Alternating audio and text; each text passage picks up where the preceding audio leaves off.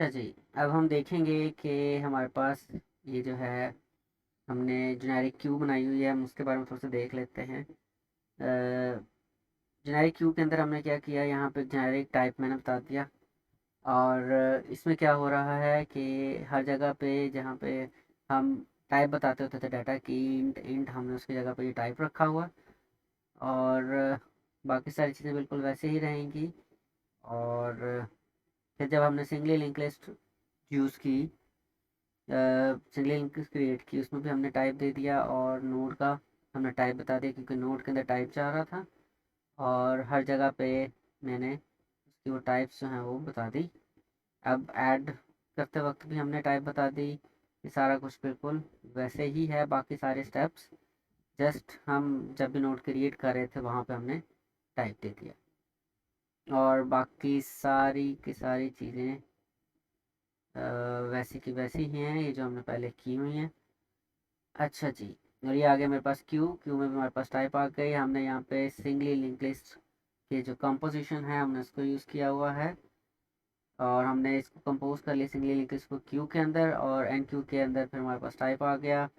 D Q में भी type आ गया। और बाकी सारी चीज़ें बिल्कुल वैसी की वैसी है। अब इसमें हम एक और चीज़ थोड़ी सी चेंज करेंगे क्यू के अंदर, कि हमारे पास नल जो है वो मैं नहीं चाहता कि इंसर्ट हो।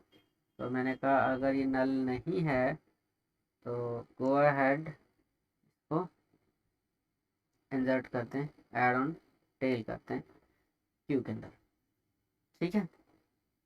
ओके जी। अब हमने क्या करना है, हमने क्लास बनानी है किसकी, ट्री नोड की। ट्री नोड की क्लास आ गई। इसमें हमारे पास आ गया प्राइवेट इंट डाटा, और फिर आ गया प्राइवेट ट्री नोड पेरेंट, फिर private tree node left child, sorry, और फिर private tree node right child. ये आ गए। उसके बाद हम इनके गेटर सेटर लिख लेते हैं, void set data, int data आ गया। और यहाँ पे this dot data is equals to data आ गया। public void tree node, sorry, set parent tree node parent। और यहाँ पे आ गया this dot parent is equals to parent आ गया। ये public void set left child, फिर tree node left child, child आ गया हमारे पास। यहाँ पे this dot left child equals to left child आ गया। फिर आ जाते हैं public void set right child tree node right child आ गया हमारे पास।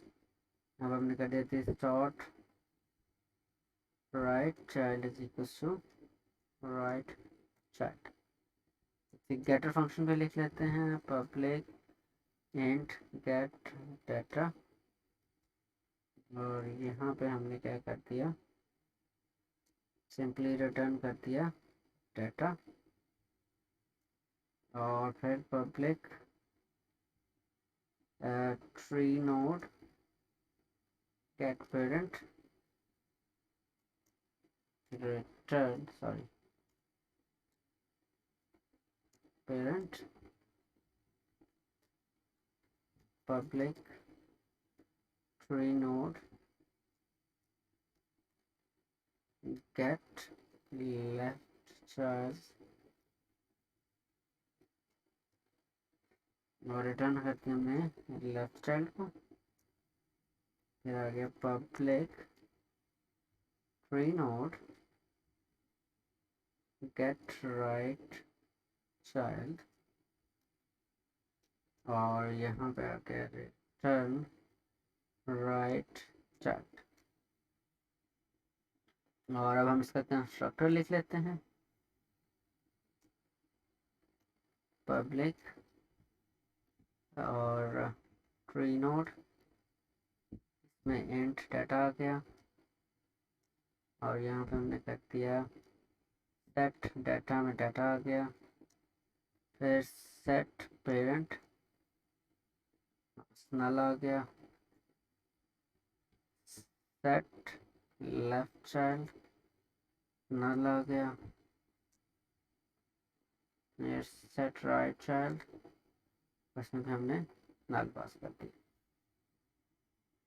अब मैं एक ओवरलोडेड कंस्ट्रक्टर बनाता हूँ और उसके अंदर मैंने ट्री नोड का पेरेंट भी पास कर दिया, और यहाँ पे हमारे पास पेरेंट भी आ गया। ठीक हो गया। और उसके बाद हम अपनी क्लास बना लेंगे बाइनरी ट्री की, और यहाँ पे आ गया मेरे पास प्राइवेट में ट्री नोड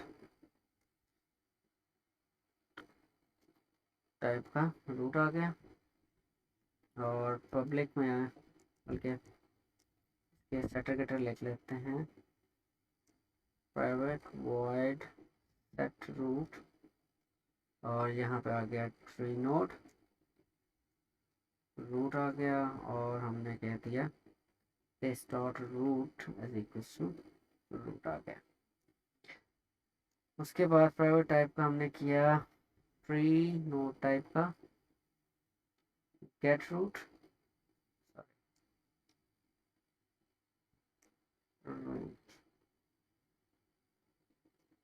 और यहाँ पे हमने रिटर्न कर दिया, और हम एक्सपोर्टिंग फंक्शन यहाँ पर लिख लेते हैं, पब्लिक में लिख लेते हैं बल्कि बूलियन इज, और इज एम्प्टी में हमारे पास आ जाता है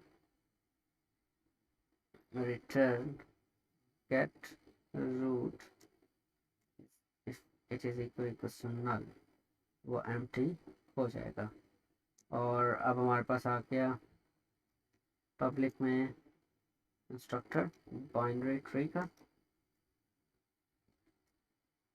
यहाँ पे हमने कॉल कर दिया सेट रूट, और इनिशियली मैंने इसको नल कर दिया ताकि हमें पता लग जाए कि ये एम्प्टी है।